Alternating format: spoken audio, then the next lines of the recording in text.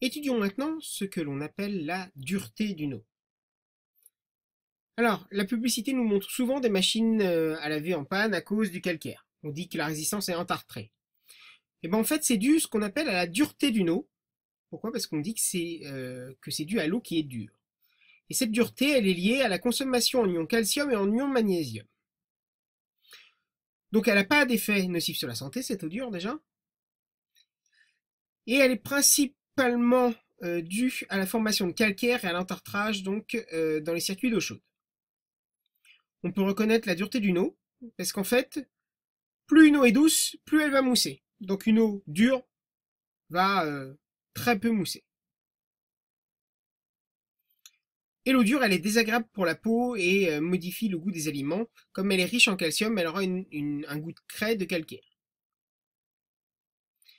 Par contre, une eau trop douce peut présenter aussi des inconvénients pour la santé. Elle peut avoir comme conséquence de dissoudre les métaux des canalisations, le fer, le plomb, et donc qui seront ingérés par l'organisme. Et les eaux présentent également un risque de corrosion pour les canalisations. Donc une eau trop douce, c'est pas bon non plus. Alors, on va étudier ce qu'on appelle la déminéralisation. On va faire passer notre eau qui est dure dans ce qu'on appelle une résine échangeuse d'ions qui contient des ions sodium.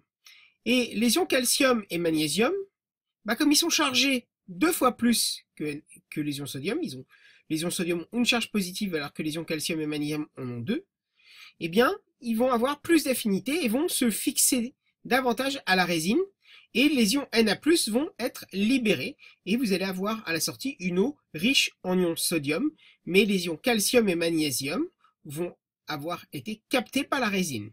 Donc l'eau va ressortir plus douce. Ici, donc on a une eau dure qui rentre, une eau douce qui ressort.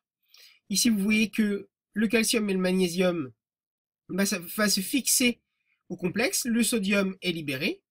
Et ici, donc, une eau dure va devenir dure par saturation si on met trop d'eau. Donc attention à ça aussi, il faut juger de la capacité de la résine pour pas qu'il y ait d'ions calcium et magnésium qui passent quand même.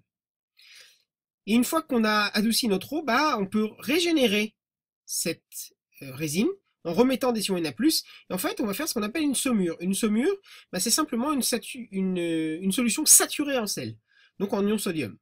Donc on va faire passer une saumure, et vous voyez que les ions sodium vont être régénérés, vont se fixer de nouveau à la résine. Étudions pour terminer ce qu'on appelle le principe de l'osmose et de l'osmose inverse. Alors l'osmose, c'est ce qui désigne la force qui équilibre la concentration entre deux milieux, séparés par une membrane. Là vous avez l'exemple des raisins, un raisin frais et un raisin qui a passé 12 jours dans l'eau salée. Mais en fait, le grain de raisin placé dans l'eau de mer, très salée, va perdre de l'eau. En fait, l'osmose va lui faire perdre de l'eau. Pourquoi? Parce que l'eau va avoir tendance à aller du milieu le plus dilué vers le plus concentré. Donc va avoir tendance à sortir et aller vers l'eau de mer qui est beaucoup plus concentrée en sel. Nous, ce qui nous intéresse pour notre eau, pour le traitement de l'eau, c'est ce qu'on appelle le principe inverse, donc l'osmose inverse. Ça consiste à inverser le phénomène, d'accord, donc d'exercer une forte pression sur l'eau qui est trop dure ou salée, pour que l'eau passe dans l'autre sens de la membrane, qui est ce qu'on appelle semi-perméable, c'est-à-dire qu'elle ne laisse passer l'eau que d'un seul côté. D'accord? Ici, sur la membrane, d'accord, il y a le sel, le calcium et tous les autres minéraux qui se déposent, et on a de l'eau douce, d'accord, donc bonne pour la consommation, de l'autre côté. C'est aussi le principe de désalinisation de l'eau. Ça, c'est un principe aussi. L'osmose inverse permet de dessaler l'eau pour la rendre potable.